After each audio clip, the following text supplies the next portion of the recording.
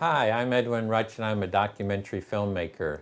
When I heard Barack Obama talk about a national empathy deficit, I felt inspired to take steps to help build a culture of empathy. I've been researching, interviewing people, gathering stories and insights, and created the most comprehensive internet website about empathy. This past year, I also followed the activities of the BayNVC Empathy Team as it applied the practice of nonviolent communication in real-life situations. The empathy team is made up of 6 people who made a 3-month commitment to provide an empathic presence to one another and to others at events around the Bay Area. I followed the team's efforts as well as pursued my own personal explorations of looking at the world through other people's eyes. And today is the Tea Party rally. It's April 15th, which is Tax Day. We hail from all over the Bay Area. We hail from every walk of life. I'm with Bay Area Nonviolent Communication, and we're here to listen and create dialogue around these issues between different sides of the political spectrum so that we can have civilized conversation and get to learn about each other and create mutual understanding. The problem with dialogue, with death, so to speak, is that it's one-sided and doesn't sink in many times. So dialogue is fine up to a point. So we're back from break, and here is Judith Katz. Welcome, Judith. Hi, Newt. Good to see you. So you're going to be talking to us a little bit about the BayNVC Connection Project. Is that the title that we're giving it? Yes. Yeah. So the first question I have is just what motivated you and the friends that you started it with? What was motivating you to start it? Well, there's basically a group of friends, and a lot of us, we were feeling some really wanting to address some of the big issues that we saw of the day being, sources of a lot of stimulation for us in terms of, concern for the world, concern for the future, really wanting to have more empowerment around things like, like criminal justice issues, wanting a more sustainable system for, caring when people are hurt or there's some wrong committed. Mm-hmm. And, things like, even like environmental issues like climate change or, resource depletion, some of these big issues, like education, how our education system is, we're having challenges. Sure. So, so many others too. And one of the main, am I understanding that one of the main kind of tools or devices that you've used for this is the empathy team? What's the connection between the empathy team and the Connection Project?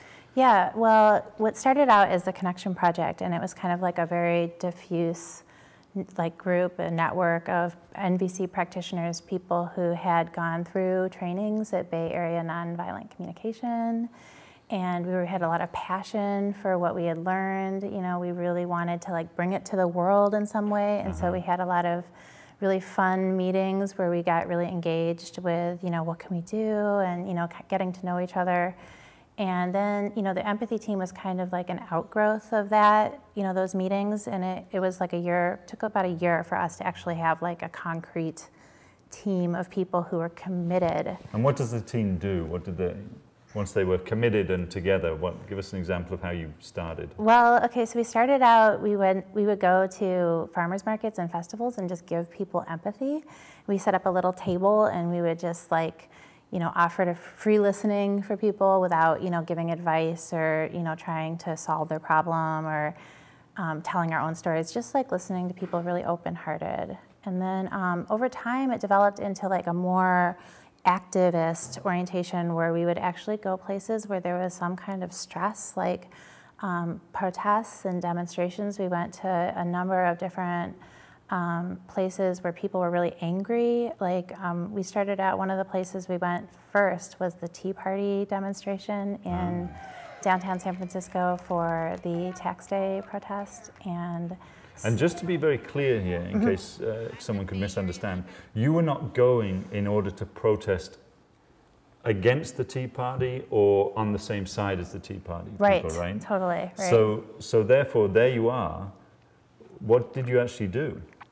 So, right, okay, so we were really there to support everybody in being heard or having a sense of connection.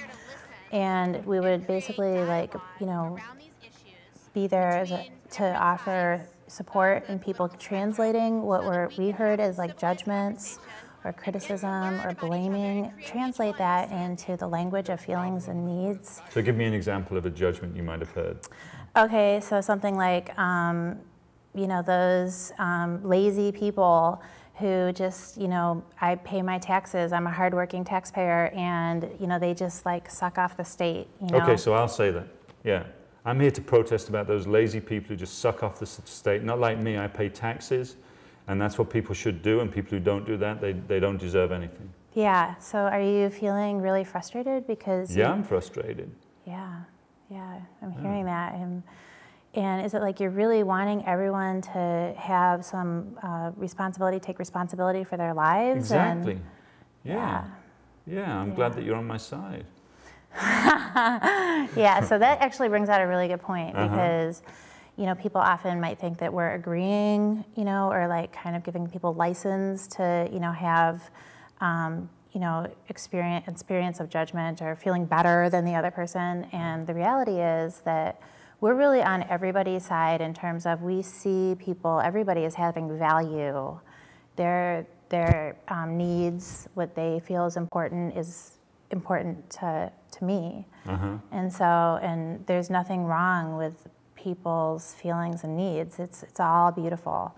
So we're really... And you're trying to convey that to them in some way without agreeing. Right. Without disagreeing, just somehow conveying to them that you personally as a human being have an interest in what's important to them. Is that, Exactly. And how do you, I'm interested, how do you handle it if someone actually starts thinking that you're just supporting their position or something? Does that come up? Yeah, well, actually, you know, it's really hard to say, well, it's not, you know, I don't usually tell people that I agree with them. Actually, I don't tell people I agree with them. Right. So, you know, one place where this actually comes up is like at the Israel in the Gardens event that we went to. It was very combative because it was just a couple weeks after the Gaza flotilla incident. And there were people actually on both sides in very close proximity to each other, and they were like really in each other's faces, and there was some screaming, and you know, it was high tension right there. And so I actually found myself in the middle kind of mediating situations where, you know, we would go from there would be a person who is on the pro-Palestinian side and a person on the pro-Israeli side, and trying to be on both sides at the same time and to listen and have people listen to one another. And I just found that really challenging because if you give your attention to one party, the other party thinks you're colluding with them or siding with them. Or so that's something we're really, you know, working with, that kind of energy. Right. I'm guessing that this must be getting a lot of attention for you to be doing this. Is that true? Yeah, we've gotten interest from people, you know, around the country, and you know, recently we got an inquiry from Stuttgart, Germany. People were really wanting to learn how to do an empathy team because they're having big protests over there because some trees got cut down, and so there was people who were put in the hospital and riots, and so they, you know, were wondering, they'd heard about us, and so we're really wanting to, like, you know, help people develop their own version of the empathy team wherever they are. So right. To spread it around the world. And if people wanted to get in touch with you in order to ask about what you're doing, how would they do that? Oh, I'm at Judith at BayNVC.org, JUDITH at BayNVC.org. All right. Yeah. Anything you want to say in the last 10 seconds before we take another break? Oh, well, the main point is that we're really wanting to, you know, people have needs. Everyone has basic needs, and we just really want to make it a world where people's needs are acknowledged rather than making people right or wrong. Okay, well, if this was of interest and you'd like to take charge of creating a team like this for yourself, then Judith can help you out with that. So please get in touch with her, Judith at BayNVC.org. All right, we're going to take a short break, and when we come back, we'll be working with a situation where Leah will play Fran in a new scenario.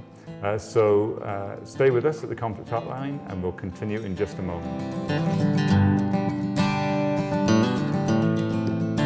I am craving flying with the raven, 'cause she takes me between the two worlds. She's got magic in her dark wings, and in her heart lies the blue pearl. I am hungry, and I've got some honey, and it feels good in my mouth. But Mama needs some loving and communion, but I'm left hanging too far south. So I breathe in the air, invoke the water, honor the earth, burn in the fire. Breathe in the air, invoke the water, honor the earth, burn in the fire. It's okay that it turned out this way, 'cause I can always use time for myself. Time to develop self-love as a habit, 'cause you sure can't get that from no one else. So I hang out with my diseases, I can cure them good as Jesus, when I find my own true self. Well, that makes people nervous, but I do it nonetheless, 'cause I think it's what we came here for. We came to breathe in the air, invoke the water.